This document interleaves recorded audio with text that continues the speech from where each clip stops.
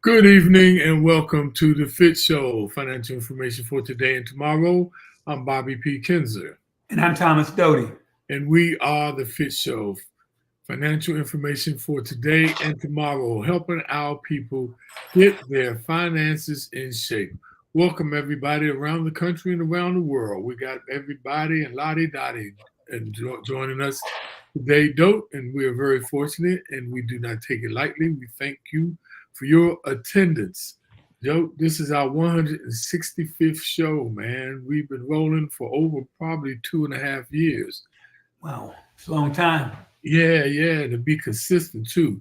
Now, last week's topic was determine your risk. And one of the things was don't overestimate your risk, but also don't underestimate your risk. So we hope you got some nice little pearls of wisdom from that show and each and every show.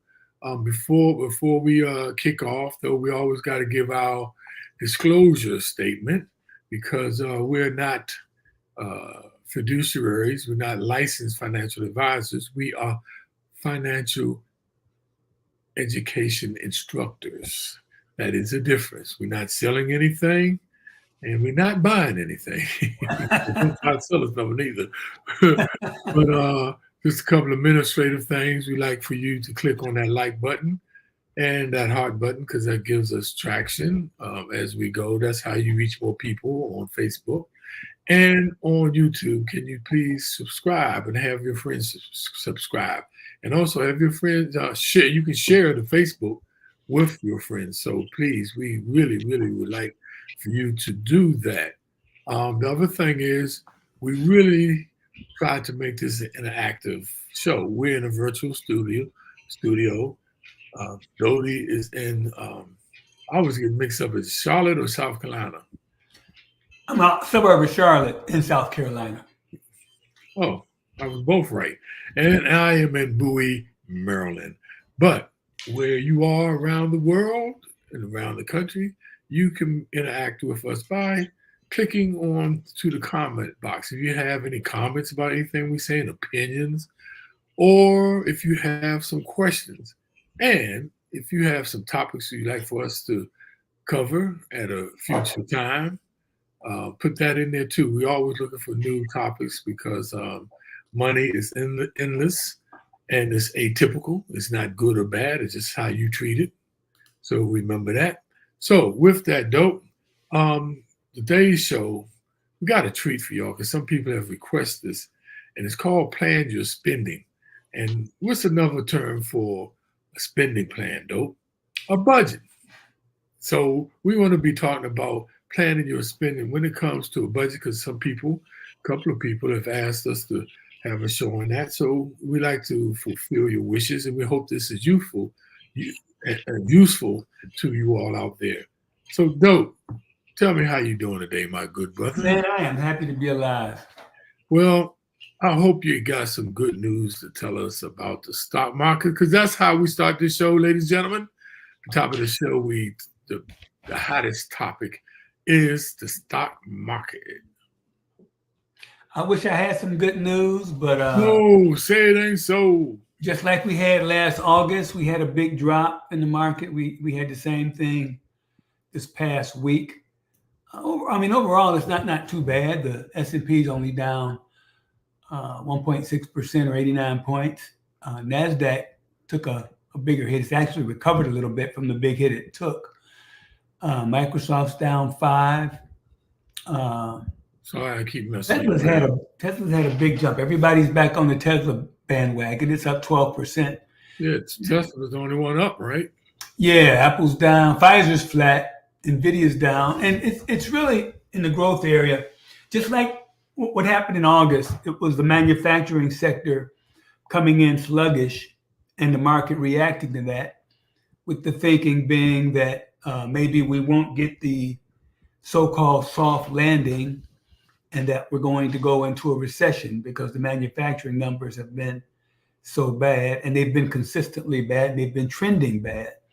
And so there's some economic data that comes out tomorrow. And it's funny because you know how this works. Sometimes you hear bad news and bad news is good news, but sometimes bad news is bad news, which is a little bit confusing and maybe hard to understand. But the thing with this is it's looking like there may be a recession. At least that's how the market's reacting. We'll know a little more as we go ahead, especially tomorrow when economic data comes out. So you'll get a feel for how the market's doing. And the thing you have to distinguish is market volatility, which I think this is, versus a fundamental shift in the market or something way worse than it is. And we always say you can't react to market volatility. If you sell when things are bad, you're kind of locking in your losses and you will miss the rebound. So, assuming you have a diversified portfolio, you understand your risk, and you invest for the long term. I mean, over the last 30 years, the Dow has averaged almost 11%. We've quoted that to you several times. Some years are better than some others, and I think there's been like 4 or 5 recessions in the last 30 years. So this too shall pass. So just think long term and stay the course. And we also want to we say this all the time, when the market is down, that's the opportune time to start shopping and getting a few stocks with lower stock prices. So, and though our intuitive viewers have been texting me today because they were having questions because they've been following us and they are now starting to look themselves, not just when we were on the show or the week. And the question was, hey, Bob, you and Dope be talking about the video, but I looked the other day, the video that was down and it sold off $300 billion worth of stocks. Yeah, they still doubled this year. So you gotta look at the long term. Remember, I bought NVIDIA at an equivalent of 17, and it's up to 107. So yeah, it was up as high as 130 something. So it's way off its peak, but again, it's still, I think, one of the top stocks on the market, and I'm going to hang in. I'm up about like I said, maybe 9 times what I put into it. So I'm doing okay. I'm not concerned with the drops. I mean, it's got to go down a whole bunch before I'll get nervous. I've still made a lot of money on this stock, so still a strong stock with strong fundamentals, strong numbers, and there's going to be some profit taking. People are going to take some profits off the table, and I think I talked about this last week. There's some thought that people are taking money out of the tech, taking their gains, because these stocks have done tremendously well, and putting them in other sectors that will do well with the Fed's lowering interest rates, which is expected next month. So it's nothing unusual to me. I'm still comfortable. And we always talk about the long play. And Doe, can you just give a clarification when people look at these numbers? And we're doing week to week, but today, how does it compare today to today's price market? Like NASDAQ was not down a total of 389 points. It wasn't that. It was up about a few points today, right? Yeah, it's up 40-something points today. It had a big hit. I think it was maybe Tuesday, Monday or Tuesday. Obviously it wasn't Monday. It was Tuesday. It had a huge drop. And that's really reflected in the week's drop. It was more than that. So it's recovered somewhat, but again, it's just the weakness in the manufacturing sector that's really causing the market to be unsettled right now. And Dope, I mean, there's probably several different reasons that causes these effects on the market, but one of them could be because if they're anticipating them dropping the interest rates, then and then they're expecting a recession, a lot of people might be taking flight to cash, and putting them into CDs, because CDs you can lock into that interest rate now, and say the interest rates of the CDs at 6% now, and on money markets and regular savings accounts, they're around about 4 or 5. And if they drop the rates, they probably the interest rates on those savings accounts and those high yield accounts in the bank, they probably drop. So some people flight to cash and they lock it in by getting CDs, lock it in for 6 to 1 year. That's another strategy. But well, to me, those are the scary people, because I mean, interest rates are going down, and some people are comfortable if you can lock in 5% for a year, because interest rates they go down a lot faster than they go up. So we'll see once the Fed announces the rate cut, and that's still the question, whether it will be a quarter point or a half a point. And a lot of people are saying, well, I'm gonna lock in while I can. And again, if you've made a lot of money on some of these tech stocks, it never a bad time to take your profits and move it to another area, you know? Or, my other philosophy, just take out what you invested. And that way, you always say that. And I never agree with it. I know you don't, but that's another. But remember, those no right or wrong. It depends on what people choose. But that's the interesting thing, you all, about if you've been on the show with us, watching the market move and go up and down, and it's so interesting. Just like what me and Doe were just talking, this personal strategy, because it's what's best works for you. But we always talk about the long play, but there's so many other ways to take advantage of the stock market. And another thing, Doe, if the interest rates go down, that means a lot of products. And if you're looking to purchase a big ticket item like a furnace or your roof or anything like that, it might be a good time to do it when these rates drop, because prices is going to be down, credit card interest will be down, and interest will be down on personal loans. So that might be the time to purchase that big item that you were thinking about getting, because take advantage of the low interest rates. But those are just things to think about. We're not saying to do any of those. So with that, let's get to the cryptocurrency, which we talk about because a lot of our viewers love to look into the cryptocurrency, and cryptocurrency has been taking a beating.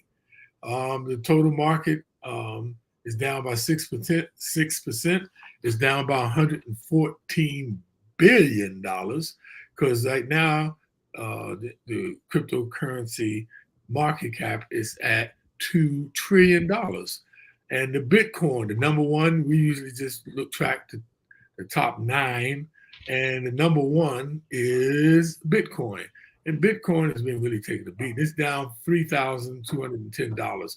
It was $59,000 and some change last week. Now it's down to $56,036. And that is about dollars. It's really about 5%. And I like to correct that. I don't like to have bad information in there. And that's about, what's going on in the cryptocurrency market. You look at smart contracts, which is Ethereum, the number 2, that's down by 6%, down $157.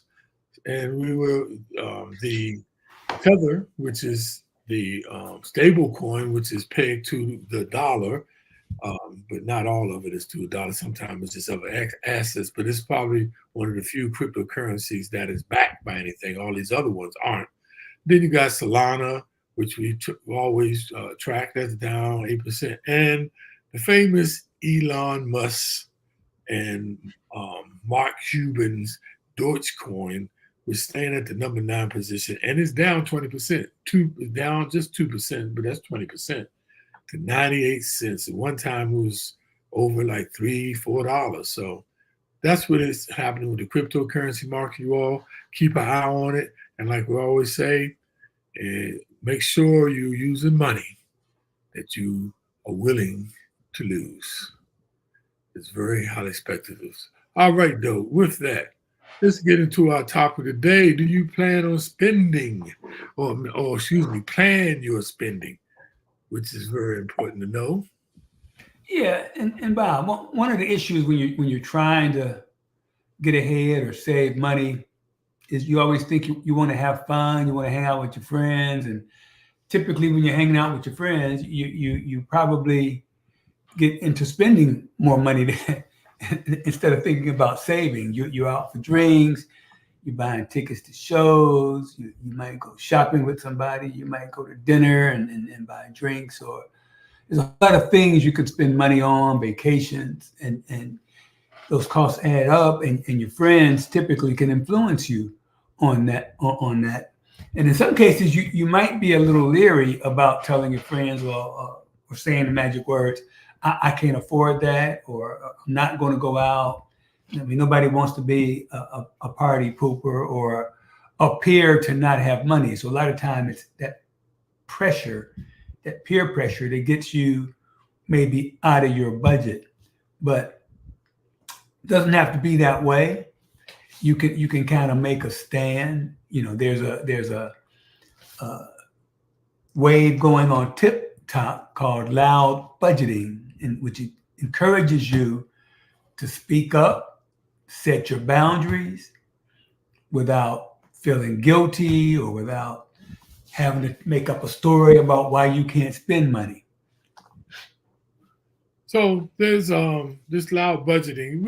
We saw this article and me and Doe was like, this is pretty interesting concept. Because most people, don't want people to know their business, or know sometimes this philosophy may be hard to accept. But loud budgeting is about getting clear about, financial limits, goals, and priorities, and not being afraid to talk about it.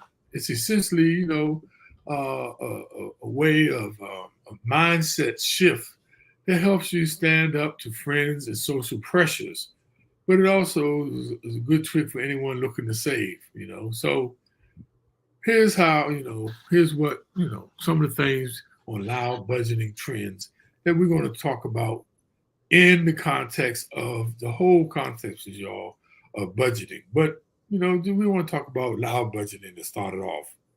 Outside. And what is loud budgeting? That means taking a proactive, transparent, and audible approach to managing your money. It's, you engage in conversations with your friends, or you share activities, you share your thoughts, you talk about your spending plans, and you let other people know. It's kind of like they talk about when you diet, that you should let people know you're dieting, and that may serve or they can serve to encourage you to maybe not do things that are not going to help you reach your goals of dieting. Well, the same thing goes with loud budgeting. You let people know what you're trying to accomplish, what your goals are, and that may help them understand why you may have to say no to certain things, or why you do what you do. And it isn't about saying, I don't have the money or I'm broke. It's saying, I have other priorities that I'd rather spend my money on. Okay, there's things I'm saving for, there's things I'm doing, and staying on budget is a much better thing to do than just spending lavishly. And if your friends know that, then again, they may encourage you, they may help you, they may point you in the same direction, and you may have a positive influence on them also. And so once you practice loud budgeting, you can let people know where you stand, what you're trying to do. It's kind of like a lifestyle that could support and help you reach your financial goals. Yeah, it's an interesting concept because, one of the tips on loud budgeting is starting conversations about money. Like I said, a lot of people don't like to share their business, but sometimes that's the issue, because when you share your information, you sometimes can learn from other people things you didn't know. But, so let's break the taboo and normalize conversations about money. Be transparent about your financial situation is a core part of the theory of loud budgeting. It can increase your accountability and provide direct feedback, which always is good if you can accept constructive criticism, and enables you to learn from others' experiences. Now, the scope of your financial discussions can be broad. You don't have to be all specific, telling all your stuff, but included, but not limited to, like savings goals, budgeting techniques, investment strategy, even money challenges that you face. You don't know how much that can help other people, including even just talking about retirement planning. Like I said, you can get some feedback and learn some things that you didn't know. So, with every candid conversation, you're doing an important work to talk openly about traditionally private and sensitive topics. Yeah, and no matter what kind of budgeting you're doing, whether it's loud or whether it's just your own personal budget, you got to set clear money goals. If you don't have goals or understand what you're trying to do, then it's going to be hard to set a budget that's meaningful. Okay, so you got to start with your financial goals, but then you think about what matters most to you financially, you determine your goals, and then you get a budget that supports you meeting those goals. Okay, once you set your goals, you set up a budget to help you get there.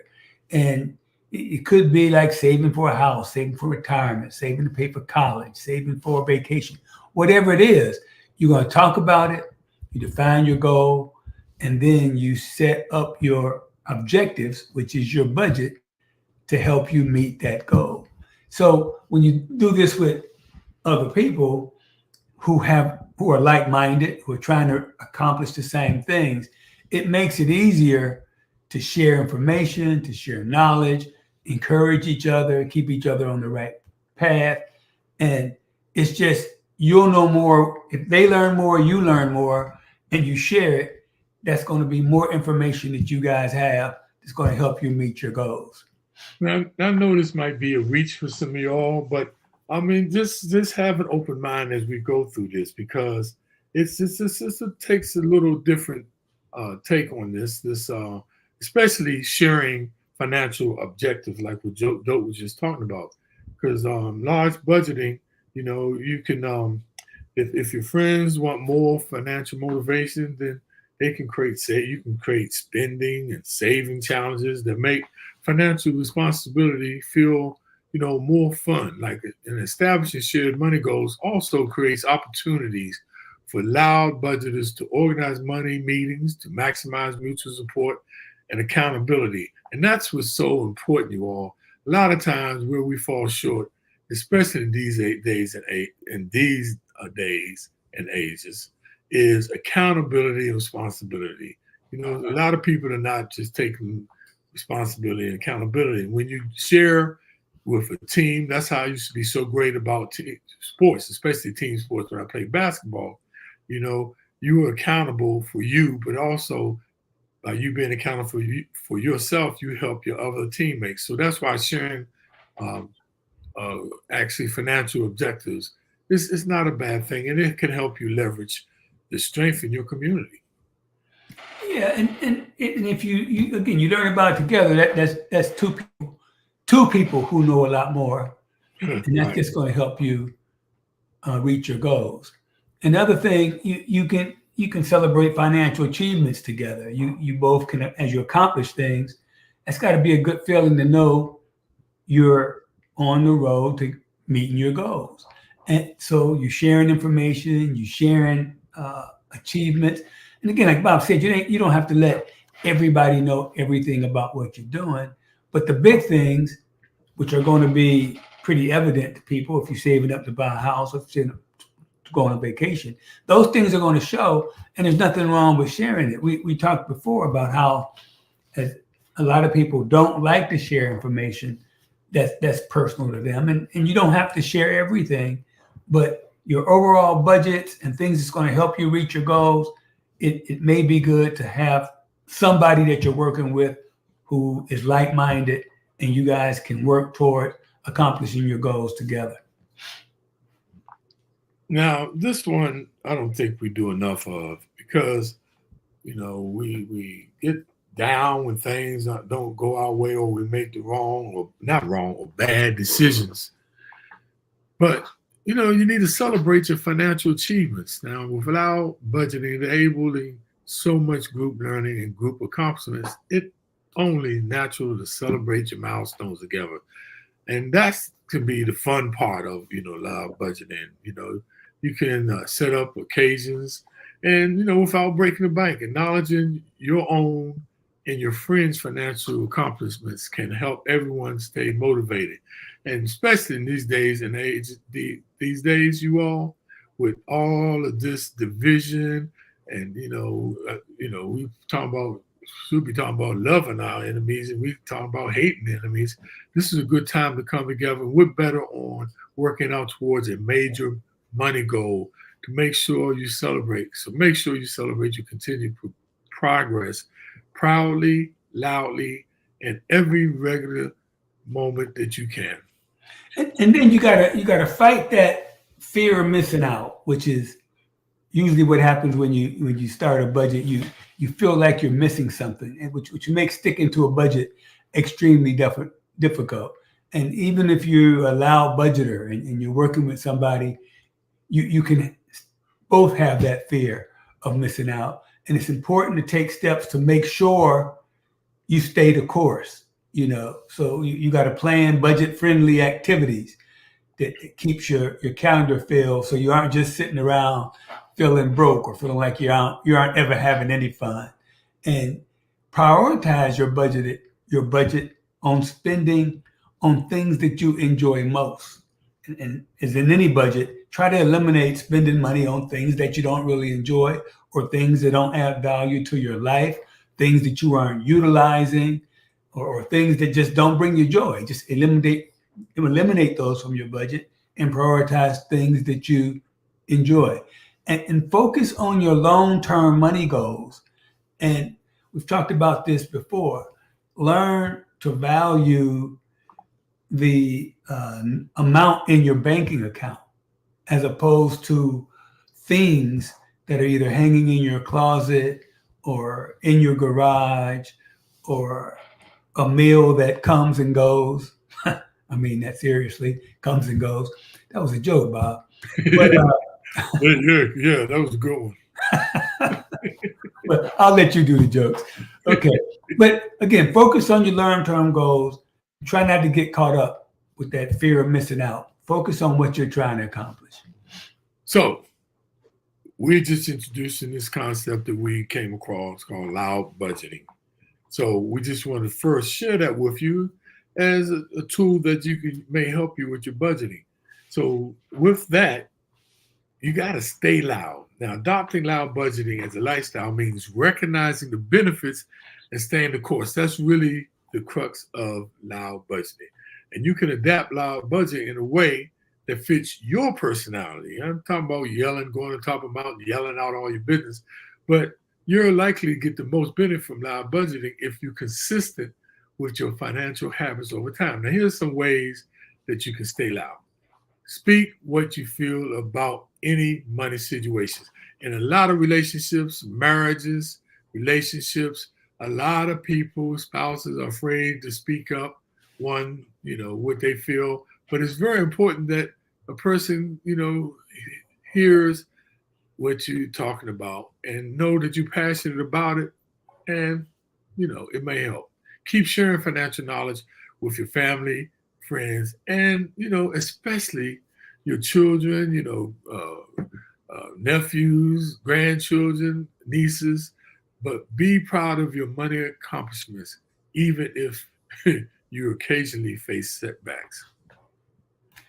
And okay, now who should try this? That's it. Like anything we talk about, Bob mentioned this earlier, how some things work for you, some things work for him, some things work for me. As long as you're meeting your goals, it doesn't matter how you do it. And it may not be for everybody, okay? But especially for people who are quiet about their money, who don't like to share that information, or it can benefit folks who tend to bend or cave in when they're pushed by their friends to go out and spend money. It can also help you if you're trying to do something specific. Say you're trying to save to pay off a debt. And I think your friends should be encouraging when you say, can't go out trying to get this bill paid off, or trying to pay this car off, or trying to save for this or save for that, or trying to build my emergency fund. That's a lot easier than saying, I can't go, I don't want to go, or I don't have the money to go. You have the money to go, you just have different priorities. And it may also serve to encourage your friends to save money. And then if you're both doing it, it might make it a little bit easier to get it done. And again, you can find ways to enjoy yourselves and not feel like you're missing out on anything. But if it's for you, give it a try. If not, got to find another way to budget. But you have to budget, that's for sure. So the bottom line of our budget isn't for everyone, but taking a radical, open, and shameless approach to manage your money may feel liberating. Maybe you have already been allowed budgeters for friends, and you're learning from their financial journeys. If so, that's terrific. As you explore loud budgeting, be sure to carefully consider your money goals and evaluate different styles of budgeting. Ask questions boldly until you find the answer that you need, and keep talking. Now, the thing is, okay, loud budgeting, that's just one way to do it. There's also a bunch of budgeting apps out there to assist you in doing your budget. Yes. Let me share. Pardon me? No, keep going. I want to share those with you. Oh, yeah. And a budgeting app, it might help you understand where you spend your money. It can also be useful for building and maintaining an effective budget. The top budget apps let you create a monthly budget. You can do monthly, you can do annual, you can do trends, you can do graphs, and it also might help you save money more effectively. And they can show you your transaction history, help you make charts and graphs, so you can use that information and look at your spending and figure out where to make adjustments in your budgeting. So, Dope, can you see that slide? Yeah, it came up good. Okay. Yep. Okay, good. Those are just four top ranked budgeting apps, but you got to be careful.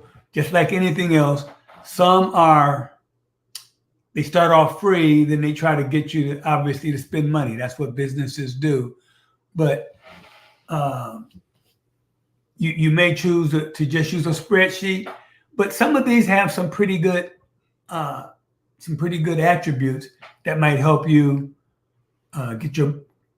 help you to budget more effectively.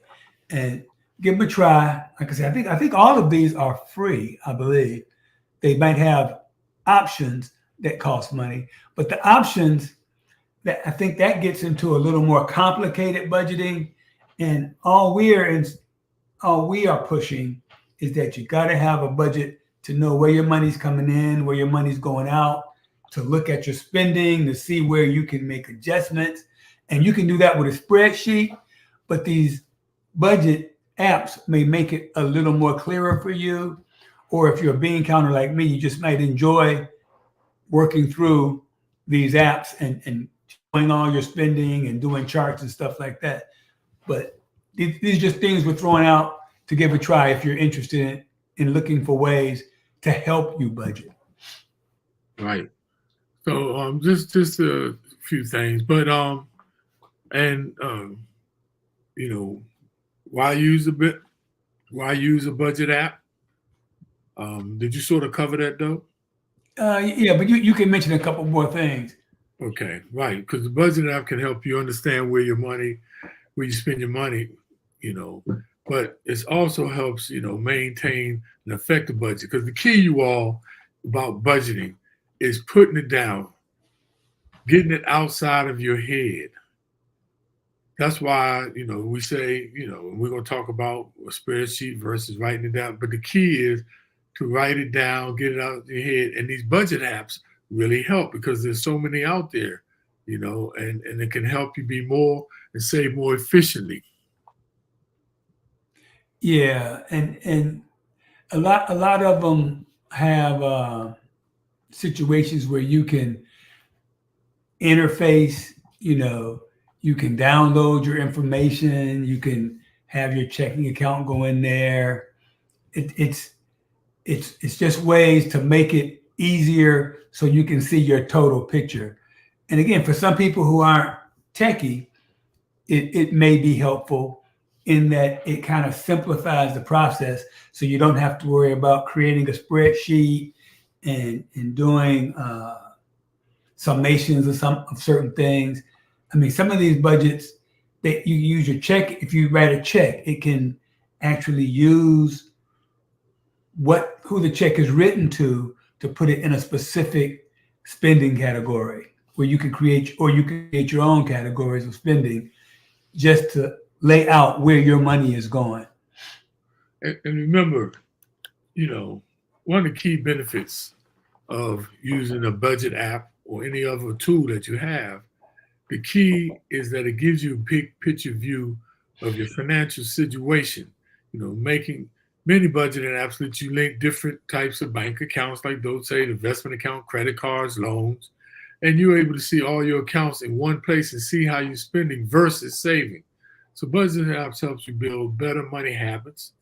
And if you struggle to maintain a budget in the past, it might be easier to track your spending on an app than completely on your own. Budgeting apps do the work for you by, like Dope said, by syncing. And by syncing in, you just need to make sure everything is synced correctly and just make small adjustments when they aren't. Yeah. And the better ones are going to have expense tracking. So you can, especially if your bank account is linked, your spending will be updated as soon as you make a transaction, through your banking account. You'll know exactly where you are money-wise. You'll always have updates to make sure you don't overspend. And a lot of them, like I said, update automatically. So you always have your information right there and you can know where you stand in your budget. And you can customize your budget categories in these budget apps. Like many budgeting apps allow you to create a zero balance budget. With a zero balance budget, you're figuring out where every dollar of your income is going. Now, a lot of people don't understand the zero balance budget. All it is you put all your money that's coming in and you make all your expenses going out. But instead of just having a net from your expenses and your income, it's saying take and make and identify every penny that you have, even in your spend. If you come out and you have discretionary income left of like $100, then zero budgeted income means then you designate with that $100. Is it going to go into a savings account? Is it going to go into an IRA? And it's like zeroing out. That's what a zero balance budget means. But you can create budget categories for any and every expense. You can create savings goals if you're setting aside money for a specific purpose, like a down payment on a home or a future vacation. Now, good budgeting apps allows you to make customizable budgeting categories rather than preset categories. And we've seen that before, but the ones that you can add categories to meet your personal financial needs, actually, so you can customize and tell it to your specific wants, are the better ones. Yeah, and again, when you talk about zero-based budget, it means you're starting from zero and you got to justify every penny that you're spending. Okay, so it means you start from zero. Nothing's a given.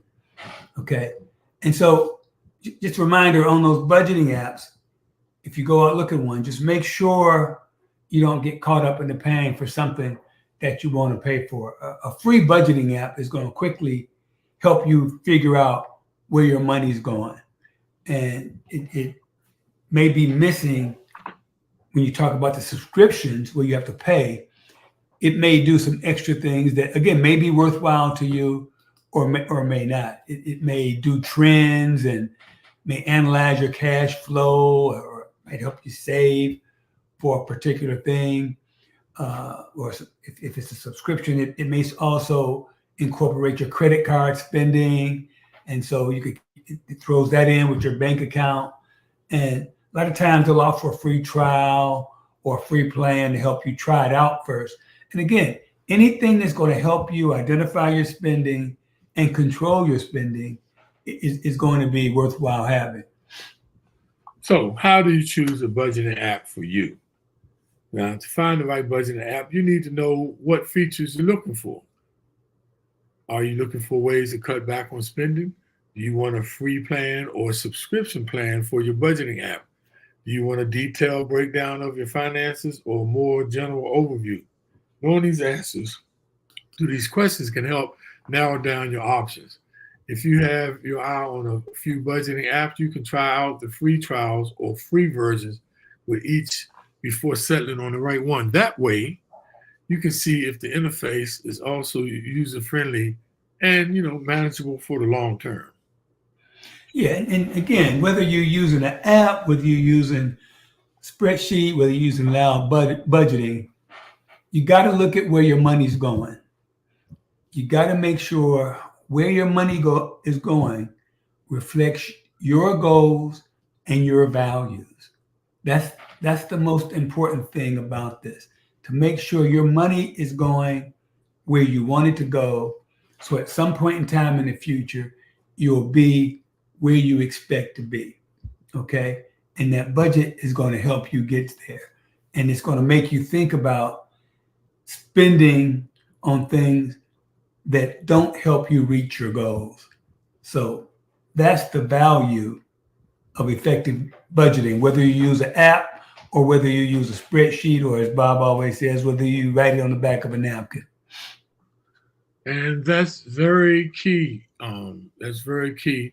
And, and effective budgeting is to look at all your expenses and see if they reflect your financial goals and values. That's the biggest key, because no one can tell you, what to budget for and what not to, because you have your own values, and that's how you determine your goals, what's important to you.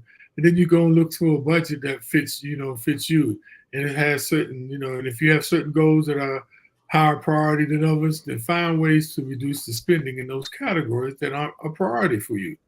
That might mean waiting before making a purchase, creating a meal plan or grocery list to limit spending on food, or ordering your subscriptions. And we should do that a lot because we got a lot of subscriptions we could have been canceled. So make sure to see if those kind of things is going to make an effective budget for you. Because at the end of the day, I don't care if you have a sheet or not, you have to make sure you align your goals and your values with your money. That's for sure.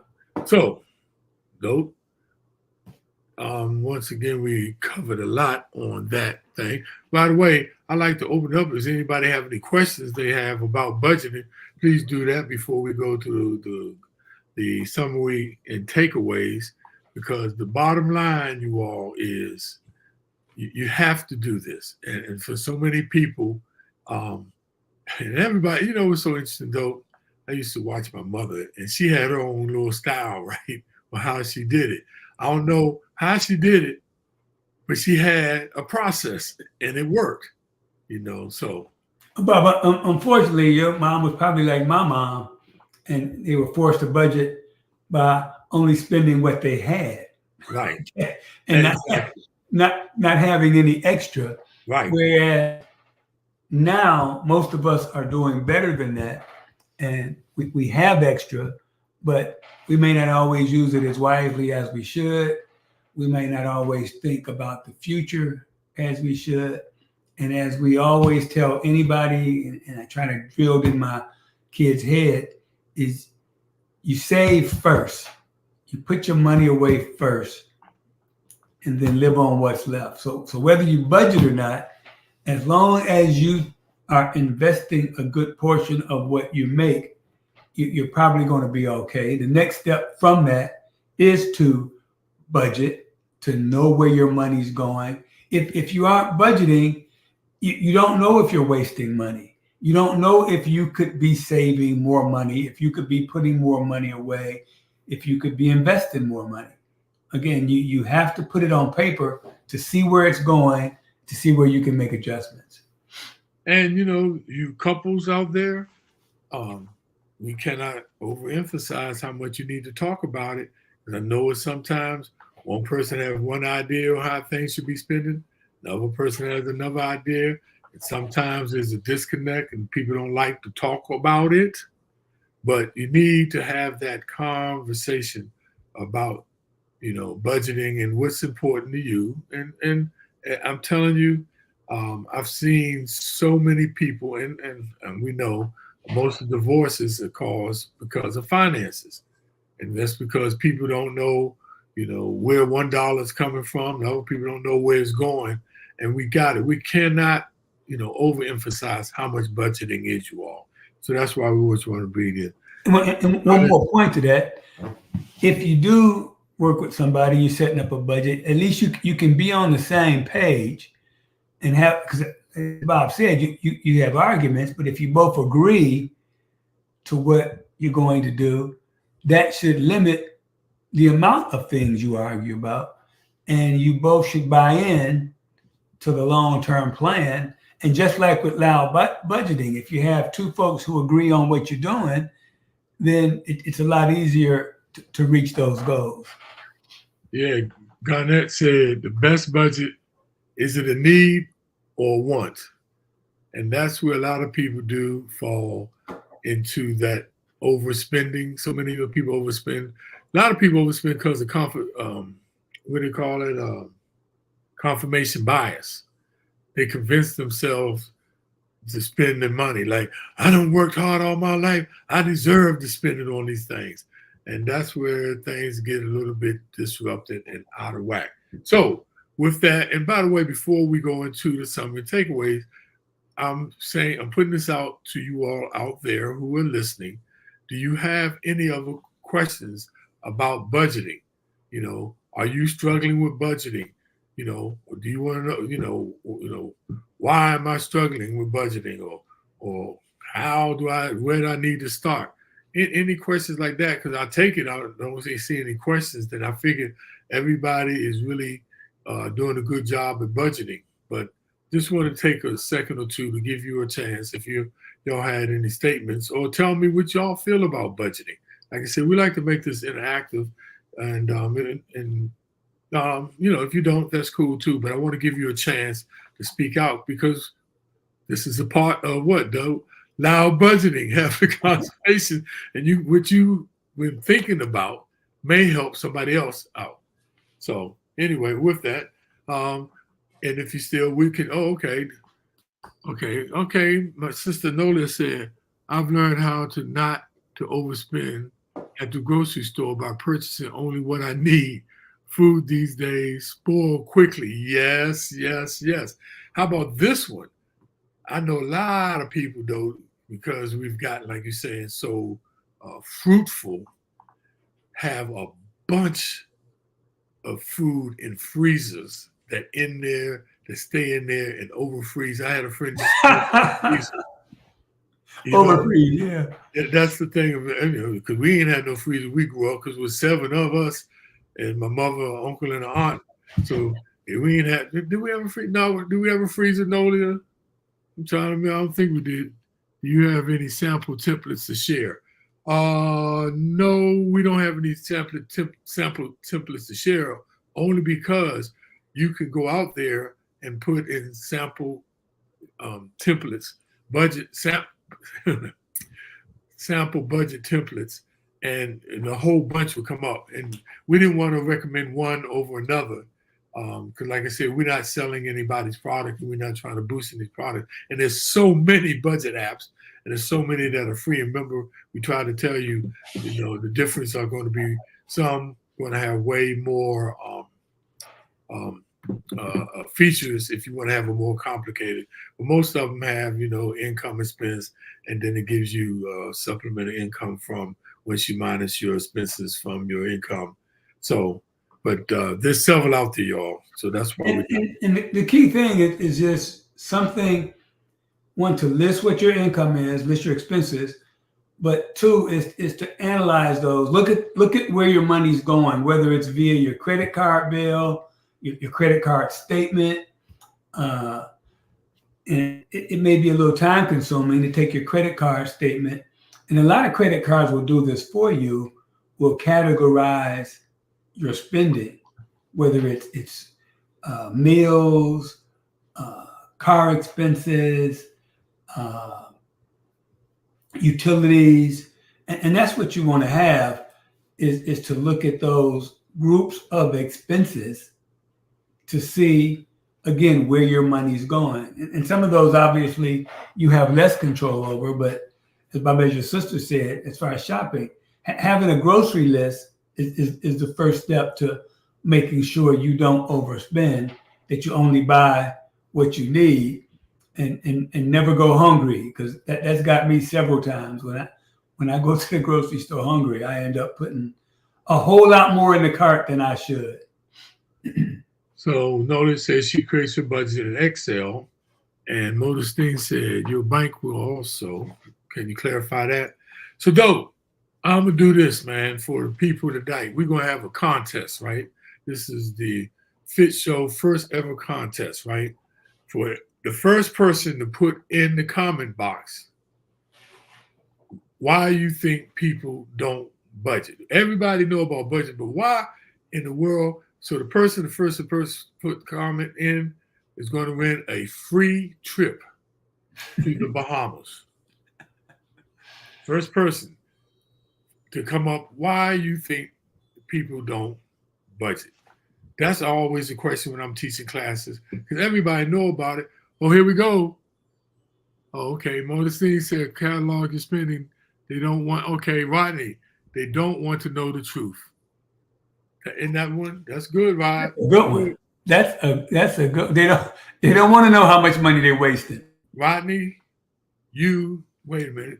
So catalog your spending. No, that's not why. Okay. Nolia said, oh, this is another good one. Lazy. Garnett said, lazy. Modestine said they don't take the time. Yes, these are all good, man. We allow budgeting here. We allow budgeting. Yeah. So, for the winner is Rodney L. Madison Sr. Rodney, you won the free trip to the Bahamas. You are free to go anytime you want to. But no, y'all. Joanne. Oh no, don't we got people. Joanne said they scared. Wow, these are good, you all. These are really, really, really good, you all. And all of these things are good. And I hope y'all share these, because talk about it with your friends, y'all. Because all these things, they laugh. Because all these things really affect people. And we hope we gave you enough information today about budgeting, especially the people who requested it. And if there's anything, that we didn't cover, please put it in the comment box before we go. But let's go to the summary and the videos. Recap all that good information that we talked about. Boom, boom, boom.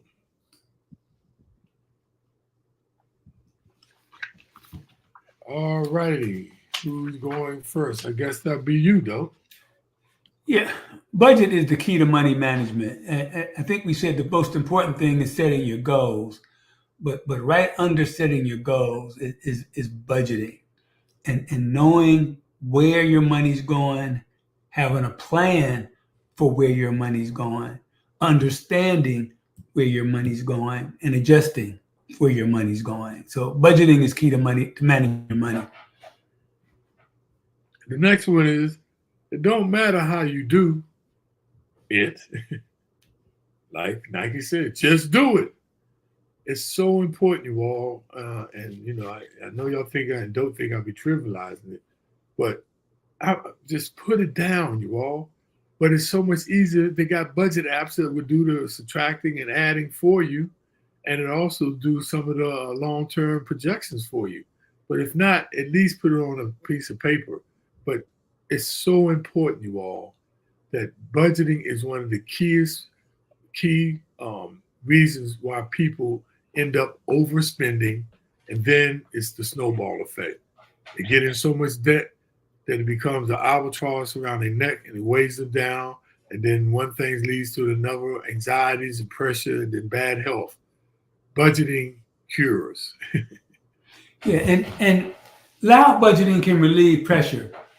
If you feel pressure of saying no, you can't go, no, you don't want to spend, no, I can't do this, letting people know why, letting people know what you're trying to accomplish will help you get their buy-in and maybe their understanding which could take some pressure off you of always having to say no. And the last one is, if you don't know where you are, how can you know where you're going? Like when Dope talked on the first one of, budgeting so you can know where you're going. But how can you get to where you're going if you don't know where you are, where you're starting from?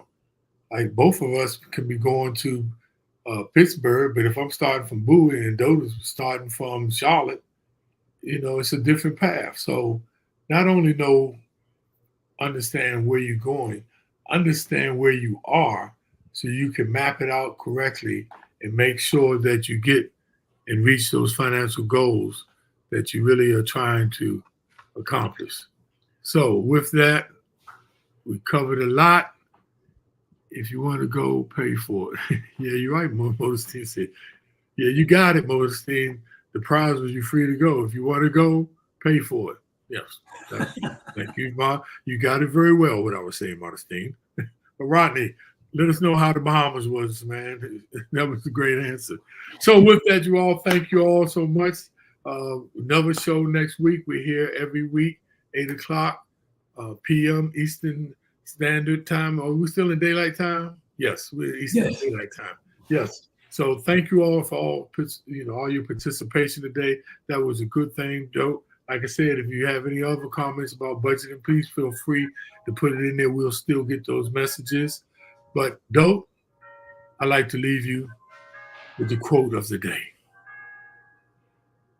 Never look down on someone unless you are admiring their shoes. Thank you, ladies and gentlemen. Have what, Dope? I like that. That's okay. So roll call. Nisi, what's up? Thank you. Thank you. Modestine, Garnett, Rodney L. Madison Sr., TheNoteExperience.com. Please check them out for another investment alternative. It really, holding mortgage notes is a definitely lucrative alternative if it's for you. But you got to check out Rodney's site, TheNoteExperience.com. My sister Noli, I don't know where my other two sisters are, Noli, but you're you representing for the sisters, Kinza sisters. Joanne, what's up?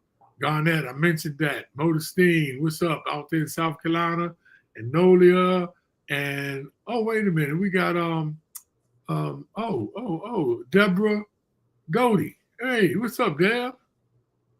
Call, okay, Call still out there. Oh man, we got a lot of people on the day. Thank you all for chiming in. And did I miss anybody? Forgive me. Charge it to my mind, not to my heart. See you next week. Same bat channel, same bat place. And remember, the FITT Show, financial information for today and tomorrow. Share it on Facebook and subscribe on YouTube.